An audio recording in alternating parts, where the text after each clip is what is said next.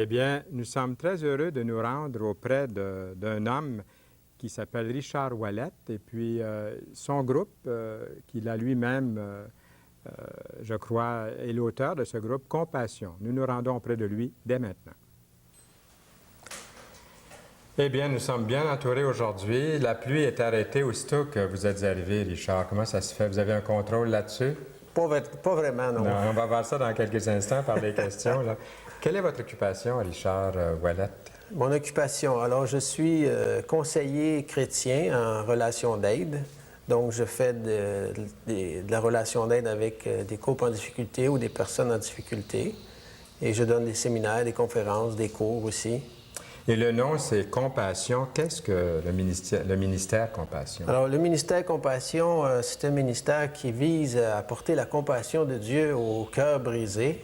Je crois que Jésus a dit qu'il était venu pour guérir ceux qui ont le cœur brisé, et nous rencontrons souvent dans notre société des gens qui ont été brisés dans leur cœur par la vie. On voit des gens qui ne fonctionnent pas dans leur mariage, des mariages qui échouent sans échouer complètement, qui vivent toutes sortes de difficultés. On rencontre toutes sortes de gens seuls aussi. Alors, le ministère Compassion veut apporter la compassion de Dieu aux gens qui souffrent. C'est un ministère de relations d'aide où j'apporte essentiellement la consultation aux gens qui prennent rendez-vous, ou bien il y a des séminaires qui sont organisés de fin de semaine. Et quelquefois, lorsque j'entends parler de drame, puis on en entend trop, oui, à la radio, à la télévision, on le voit dans les journaux, et je me dis toujours, comment se fait-il que ces personnes-là n'ont pas eu contact avec un ministère comme Compassion, par exemple, ou même les ministères auxquels nous sommes rattachés personnellement, ou d'autres que nous connaissons, que vous connaissez? À qui s'adresse-t-il, ce ministère Compassion en particulier? Bien, ce ministère s'adresse à tous ceux qui passent par des moments difficiles et qui aimeraient rencontrer quelqu'un pour pouvoir s'ouvrir, pouvoir trouver des solutions selon les principes de Dieu, parce que le ministère Compassion est vraiment un ministère qui vise à promouvoir les standards de Dieu pour l'individu, pour le couple, pour la famille, qui vise aussi à réconcilier, à encourager, à soutenir, à fortifier. Alors, n'importe qui passe par un moment difficile peut nous appeler et recevoir l'aide qu'on peut lui apporter. Et ça, c'est une vision que vous avez eue. Comment ça a commencé, le ministère Compassion? Oui, ça a commencé il y a 5-6 ans, alors que je revenais d'une implication missionnaire en Afrique. Je ne pensais pas du tout devenir un thérapeute chrétien. Quelle partie d'Afrique, juste pour oui, je suis allé en République centrafricaine et au Tchad en 1983-84, où j'ai eu l'opportunité d'ouvrir un collège chrétien. Et j'étais parti pour être missionnaire là-bas plusieurs années. Quand on dit chrétien, est-ce que c'est chrétien évangélique? Oui, chrétien évangélique. J'ai eu l'opportunité de redémarrer, en fait, un collège chrétien évangélique dans le sud du Tchad. Et je pensais bien être là-bas une bonne dizaine d'années, mais les voies de Dieu ne sont pas nos voies et il ne nous explique pas toujours pourquoi. Alors, après à peine un an d'implication dans ce collège, mon épouse a été très malade et on a dû revenir ici au Québec pour qu'elle puisse être établie dans sa santé. Ça devenait assez évident qu'elle n'était pas faite pour vivre dans le chaud climat du Tchad. L'humidité, tout ça. C'est surtout la chaleur. La chaleur, l'humidité, la sécheresse. Le Tchad est un pays très chaud. 6 mois par année, il ne pleut pas et c'est très sec. Et quand c'est la saison des pluies, il y a la malaria. Alors, mon épouse Agathe, qui malheureusement n'est pas avec nous aujourd'hui, mais a été très malade et elle a dû revenir ici presque d'urgence. Moi, j'ai dû rester là-bas un bout de temps et j'ai vraiment discuté avec le Seigneur. Pourquoi? Tu sais, on est missionnaire. Pourquoi on est obligé de s'en retourner au Québec alors qu'il y a tellement de besoins? Et le Seigneur avait son agenda. Lui, il voulait que peut-être je sois missionnaire au Québec. Montréal, dans la région de Montréal, pourquoi pas? C'est une terre de mission qu'on en pense. C'est une terre de mission. Et en revenant ici, il y a eu évidemment une période de questionnement. Pourquoi, Seigneur? Et puis petit à petit, alors que nous sommes allés faire un séjour à Jeunesse en mission, à Donham, le Seigneur nous a restaurés et il a déposé dans mon cœur, alors que je suivais une certaine formation, justement en relation d'aide, le Seigneur a déposé dans mon cœur le désir d'avoir ce ministère auprès des couples en difficulté. Puis au Tchad, il n'y avait rien de semblable à ça? Non, pas du tout. Au Tchad, Curieux, c'était quand la même. formation des leaders dans les églises de brousse. Et puis ensuite, ça a été la direction et l'enseignement dans une école secondaire. Mais les voies de Dieu... Puis rendu ici, c'est comme ça prenait naissance, ce ministère Oui, compassion. oui, oui. Il faut dire que ce qui m'a amené au Seigneur, c'est un petit peu des difficultés à vivre pleinement, à vivre heureusement mon mariage. Même si j'avais un bon mariage, j'avais une bonne épouse, ça a toujours été un peu un défi pour moi. Pourquoi le mariage? Puis après, tu sais, une fois qu'on est marié, comme je dis des fois, comme on a fait le tour du jardin, qu'est-ce qu'il reste à faire, tu sais? Et finalement, ça a été le défi d'être fidèle à mon épouse qui m'a amené au Seigneur. Je n'aurai pas le temps de vous raconter tout ça peut-être aujourd'hui. En abrégé, peut-être? Oui, c'est ça. En abrégé, c'est ça. C'est qu'après 4 ans de mariage, alors que je croyais que le mariage allait régler tous mes problèmes puis que j'allais être heureux, mais après quelques années de mariage, je découvrais qu'il y avait encore un vide à l'intérieur de moi. Et j'étais beaucoup attiré par les autres femmes. Et finalement, j'ai crié à Dieu. Et... C'était comme une crise de convoitise. Oui, vraiment. La convoitise... Et je croyais que... Il y a eu ce dilemme, tu sais, je me disais, est-ce que Dieu est menteur ou bien si c'est moi qui n'ai pas correct, tu sais? Oui, est-ce que c'est vrai? On se pose. C'est une question assez légitime quand même à se poser. Bien, c'est ça, parce que j'ai été élevé dans un contexte très religieux quand même. C'est ça, j'espérais que vous le mentionniez. Oui, Richard. c'est ça. J'ai été élevé dans la tradition catholique et même j'ai été élevé chez les religieux, j'ai porté la soutane. J'ai été frère enseignant. Comme frère enseignant. Comme frère enseignant. Et dans cette façon de servir Dieu, je n'ai pas trouvé le bonheur. Alors, c'est là que je me suis dit, je vais me marier, c'est tout ce qui me manque et je vais être heureux. Mais après 4 ans de mariage, j'avais encore un vide. Et c'est là que je me suis dit, il y a quelque chose qui ne va pas.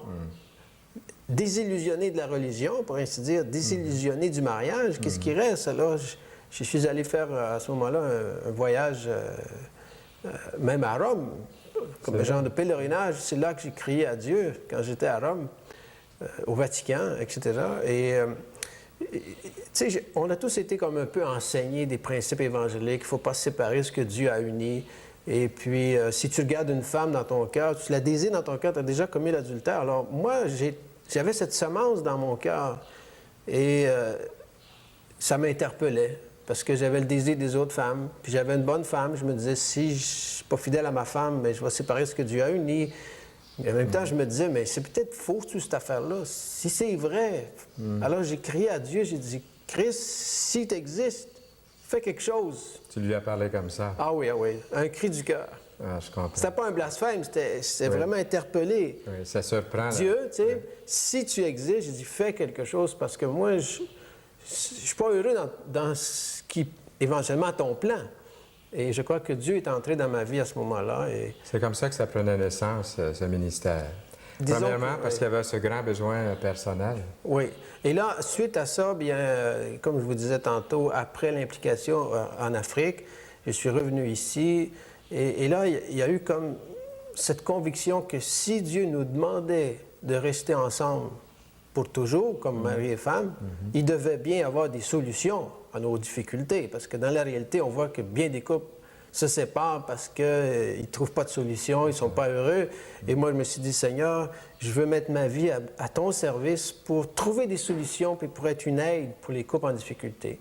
Alors, donc, c'est comme ça que le ministère a pris naissance tranquillement. Je me suis formé au niveau de l'université et en 90, j'ai commencé le ministère Compassion à Montréal.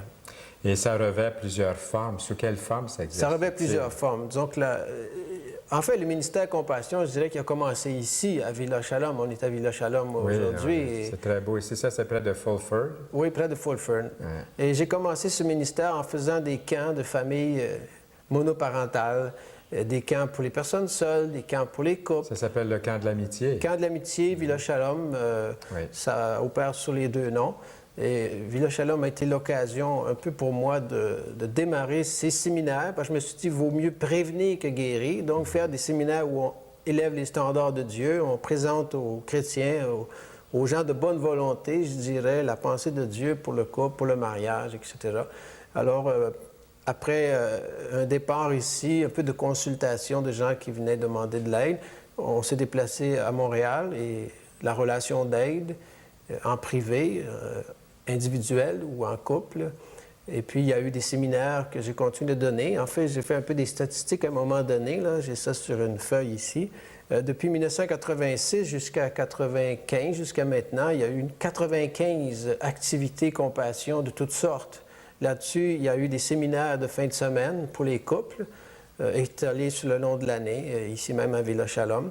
Il y a eu des conférences aussi d'une soirée de quelques heures. Il y a eu des cours que j'ai pu donner aussi dans le cadre de la faculté de théologie évangélique à Montréal. Je donne un cours de formation à la relation d'aide. Alors, la tâche est tellement immense qu'à un moment donné, il faut penser à former une relève. Et un des aspects du ministère Compassion, mais c'est d'introduire cette notion de relation d'aide dans nos églises pour que des gens soient mieux équipés pour, en complémentarité avec les pasteurs officiels, d'aider les couples en difficulté. Alors, ça revêt plusieurs formes. Plusieurs formes. Il y a eu des soupers-conférences aussi qui ont été donnés au long des années. Et il y a eu des vacances compassion. Et puisqu'on est à Villa Shalom, ce serait peut-être intéressant. Des choses à vous montrer. Il y a eu des vacances ici depuis plusieurs étés.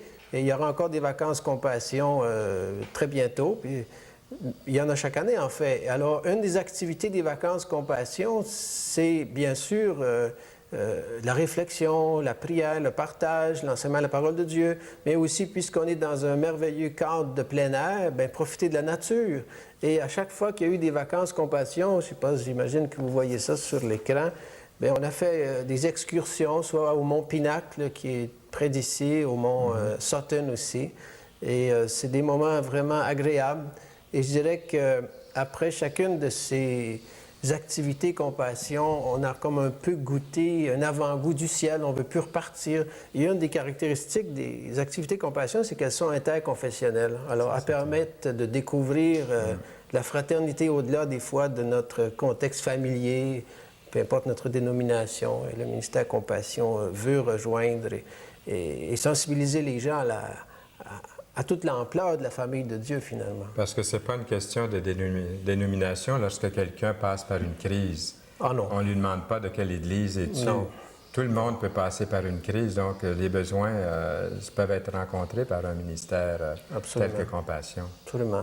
Puis le but du ministère Compassion, ce n'est pas d'élever une dénomination, une doctrine particulière, mais vraiment la pensée de Dieu très pratique. Le ministère Compassion est un ministère très pratique, très terre-à-terre. On ne s'attarde pas à des doctrines qui pourraient faire controverse. On s'attarde à la façon de régler les problèmes au quotidien. Comment vivre ça, je dirais, ce défi que Dieu donne à l'homme d'aimer sa femme comme Christ a aimé l'Église? Comment vivre ça pour la femme d'être, ce que la Bible dit, être une femme soumise? Qu'est-ce que ça veut dire, toutes ces choses-là? Comment ça se comprend dans le contexte d'aujourd'hui pour que chacun soit épanoui? Qu'est-ce que ça veut dire élever ses enfants selon le Seigneur? Les corriger, les instruire selon le Seigneur, ce sont toutes ces choses, ces notions simples. Comment régler les conflits d'une façon qui respecte Dieu? Merci de mentionner ces questions-là parce que jusqu'à maintenant, au cours de l'entrevue, je me disais quelles sont les questions. Puis en posant les questions, ça me donne le goût. Là, moi aussi, il y avait une couple de questions. Je me disais, mais ça m'intéresse. Là, ça peut être la même chose pour bien des gens qui, peut-être tout en étant, en connaissant une certaine sécurité dans leur ménage ou avec leurs enfants, avec leurs voisins, dans leur travail, se disent, comment puis-je améliorer quand même ma condition? Mais c'est merveilleux parce que moi, mon défi au début, c'était de trouver des solutions pour aider les couples en difficulté, pour qu'ils puissent rester fidèles à Dieu jusqu'à leur mort, tu sais, ou jusqu'à ce que le Seigneur vienne nous chercher. Et le Seigneur, je crois qu'il m'a donné de saisir certaines choses. Autant au niveau de la relation d'aide en privé, autant au niveau des séminaires, on voit des vies transformées petit à petit. Je pense dernièrement à une dame qui est venue en relation d'aide avec son mari et qui a vécu l'abus sexuel de la part de son père. Et à travers les principes bibliques, à travers vraiment les principes bibliques, cette femme est en train de vivre un renouveau, une libération formidable. Un autre homme est venu me voir récemment en consultation aussi et malheureusement, il a été coupé de sa famille. Quand il était très jeune, il a été élevé dans les orphelinats par des prêtres, des religieux, etc. Et depuis un âge très jeune, il avait comme déconnecté de son émotivité. Il n'était plus en contact avec ses émotions. Il était un mystère pour sa femme et pour ces gens avec qui il travaillait. On lui disait, toi, on ne sait jamais comment te prendre, on ne sait pas sur quel pied danser avec toi. Et dans la relation d'aide, ce qui a ressorti, c'est que justement, il était déconnecté de ses émotions. Il n'avait, après plusieurs années de mariage, jamais dit à sa femme qu'il l'aimait. Ça doit être la majorité, ça, ou une grande majorité. C'est malheureux. Le temps passe tellement rapidement. Par exemple, ceux qui ne pourraient pas assister à toutes ces conférences, puis ces rencontres, les consultations, est-ce qu'il y a d'autres ressources brièvement, là? Oui, il y a des ressources, c'est-à-dire qu'au long des années, certaines conférences ont été enregistrées sur audiocassette, soit les soupers compassion sont tous enregistrés avec des thèmes très pertinents, très pratiques par rapport aux principes de guérison intérieure. Il y a d'autres ressources aussi par rapport à la pensée de Dieu pour le couple. Il suffirait soit de me téléphoner. Oui, on va prendre tous les renseignements où vous exercez votre ministère et puis on voudrait aussi savoir comment on peut vous rejoindre. Alors, donnez-nous tous les détails, les informations là, qui seraient pertinentes. OK. Mon ministère est exercé spécialement à Montréal présentement, soit à Montréal même, dans les bureaux de la Faculté de théologie évangélique sur la rue Papineau. Ça, c'est tout près de la rue Sherbrooke. Tout près de la rue Sherbrooke. On peut donner l'adresse, peut-être un numéro de téléphone. 2285 Papineau. Et le numéro de téléphone, c'est 526-6643. Et on peut aussi me rejoindre à la maison. J'habite à Saint-Hubert et je peux faire du bureau ici à la maison. C'est le 462-4179. Alors, il y a des activités à tout moment. Si les gens s'intéressent à soit un séminaire, soit à venir en consultation, il suffit de me rejoindre à ce numéro, 462-4179 ou à Montréal, 526-6643. Puis j'ai vu aussi que vous avez beaucoup de documentation sur la table ici, des dépliants. Les gens peuvent recevoir des dépliants comme ça en s'adressant à vous. Si les gens s'intéressent, par exemple, aux ressources compassion, j'ai un petit dépliant ici qui indique les principaux enseignements qui sont disponibles sur cassette. On peut leur faire parvenir ça. D'accord. On va vous donner, si jamais les personnes, et je sais que plusieurs vont nous appeler, on peut toujours leur donner vos coordonnées. C'est ça. C'est ça. Vous allez communiquer avec eux. Moi, j'aimerais encourager vos auditeurs là, à envisager ces fins de semaine, que ce soit avec le ministère Compassion, avec d'autres ressources. C'est tellement merveilleux de pouvoir sortir à un moment donné de son contexte quotidien pour aller chercher un ressourcement, rencontrer d'autres gens, voir comment d'autres fonctionnent. Et peut-être j'aimerais donner un petit témoignage parce que j'ai ici... Il nous reste à prendre quelques secondes, à peu près 15 secondes. 15 secondes. Ouais. J'aurai le temps de vous lire juste un petit commentaire pour encourager les gens à aller chercher l'aide qu'ils ont besoin. C'est lors d'un séminaire que j'avais donné. Le couple avait écrit ceci: « Cette fin de semaine a été un temps pour revenir à la source et se rappeler que Dieu ne nous a pas laissés seuls, mais qu'on a le manuel du fabricant comme guide. » Là-dessus, Richard Ouellette, merci beaucoup et revenez-nous bientôt à Toute la Bible en parle. Ça m'a fait plaisir. Merci beaucoup.